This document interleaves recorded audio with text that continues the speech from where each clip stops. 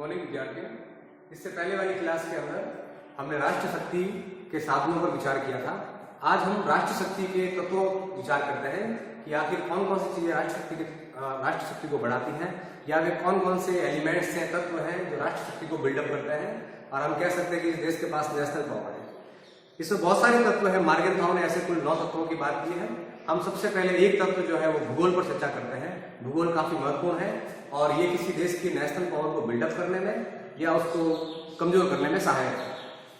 जब अंतरराष्ट्रीय राजनीति अगर हम अध्ययन करें तो मूडी, स्पाइकमैन, हॉशोफर, नेपोलियन और मैकिंडर ने जो है भूगोल तत्व पर प्रकाश डाला है। उसने कहा कि किसी देश का भूगोल ही उसके नेशनल पावर को इंक्रीज करेगा या उसको घटाएगा। जब हम भूगोल की बात करेंगे तो सबसे पहले हम बात करेंगे कि उस देश का मानचित्र किस प्रकार का है। उस देश के पास जो उसका जो ज्योग्राफिकल एरिया है वो किस प्रकार का है, उसका भूभाग किस प्रकार का है। क्या ऐसा भूभाग है जहाँ जो है वो रेगिस्तान बहुत ज्यादा है, क्या ऐसा भूभाग है जहाँ बर्फ ज्यादा है, जमीन उपजाऊ नहीं है। तो आपकी मानचित्रावली किस प्रकार की है, उसके आधार पर आपका नेशनल पावर बिल्डअप होगा या कमजोर होगा, ये आप बता सकते हैं। हम कितनी भी बात कर लें, लेकिन जो देश विशाल रेगिस्तान को लिए हुए हैं वो दुनिया की महाशक्ति नहीं बन सकती, या जहां का तापमान बहुत ज्यादा हिट वाला है वो दुनिया की महाशक्ति नहीं बन सकती। दूसरा पॉइंट है आकार। आपकी साइज क्या है, आकार बहुत मैटर करता है। अमेरिका अगर सुपर पावर है तो उसके पास 94 लाख वर्ग मील का इलाका है। चाइना अगर सुपर पावर है तो उसके पास 84 लाख वर्ग मील का इलाका है। तो आकार विशुद्ध रूप से किसी देश की पावर को बिल्डअप करता है। सोवियत रूस हम कहते हैं कि महाशक्ति था, उसका कारण था कि उसका विशाल आकार, और उसके बारे में कहावत थी कि अगर आप सोवियत संघ में कोई अभियान करते हैं, बड़ा विशाल अभियान, तो बड़ी सेनाएं वहां भूखों मर जाती हैं और छोटी सेनाएं वहां लड़ाई हार जाती हैं। तो एक जमाने में सोवियत रूस को जितना बड़ा मुश्किल था, और आपने पढ़ा भी होगा कि नेपोलियन बोनापार्ट ने गलती की थी कि उसने अपनी सेनाओं का मास्को प्रवास करवा दिया था। कहते हैं कि आधी सेना तो उसको बिना अनाज के ही मर गई और आधी सेनाएं जो है वो लड़ाई में हार गई। तो आपके पास जितना बड़ा आकार होगा उतने ही अधिक आपके पास रिसोर्सेज होंगे, मिनरल्स होंगे, संसाधन होंगे, जिससे आप अपनी प्रजा का पेट भर सकते हैं, आप उदार तरीके से व्यापार कर सकते हैं, जनसंख्या को आप खपा सकते हैं। तो नेशनल पावर का जो मुख्य तत्व होता है वो भूगोल है। उसमें दूसरा पॉइंट है मानचित्र, और मानचित्र के बाद है उसका आकार, आपका स्क्वायर एरिया क्या है। अगर छोटे राष्ट्र कभी भी दुनिया की महाशक्ति नहीं बन सकते।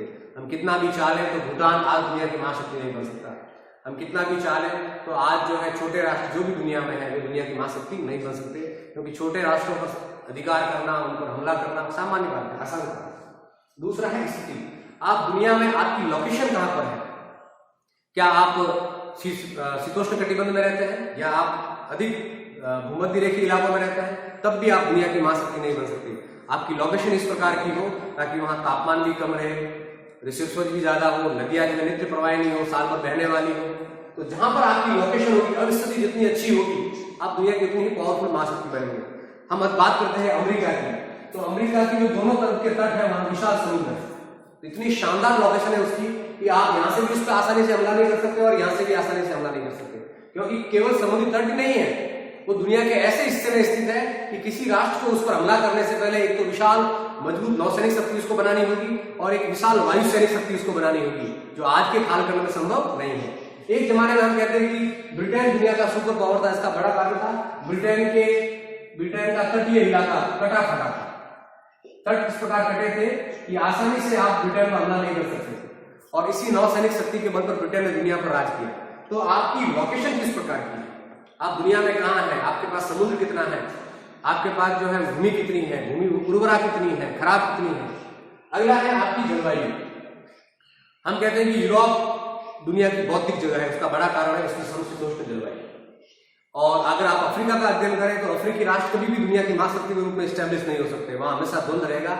उसका बड़ा कारण है वहां की विषम जलवायु। इतना हॉट प्रदेश है कि आप पूरे साल वहां व्यापार नहीं कर सकते, पूरे साल वहां नदियां जो नित्य प्रवाहिनी नहीं है, क्योंकि मनुष्य की जो है वो कार्य क्षमता भी वहां कम है, और जमीन के अंदर भी चूंकि हिट ज्यादा है इसलिए पानी ज्यादा रखने की जमीन में भी ताकत वहां पर नहीं है। तो एक आपकी जलवायु, ऐसा कहते हैं कि जो दुनिया की महाशक्ति है तमाम समशीतोष्ण जलवायु वाले प्रदेश है। अगला है भू आकृति। आपकी लोकेशन किस प्रकार की है। लोकेशन का अर्थ है आपके पास समुद्र कितना है, आपके पड़ोसी किस प्रकार के हैं, समुद्र में आपके पास जंगल किस प्रकार के हैं, नदियां किस प्रकार की है। तो आपकी जो भू आकृति होगी वह भी आपके विदेश नीति को या तो मजबूती प्रदान करेगी या कमजोर बनाएगी।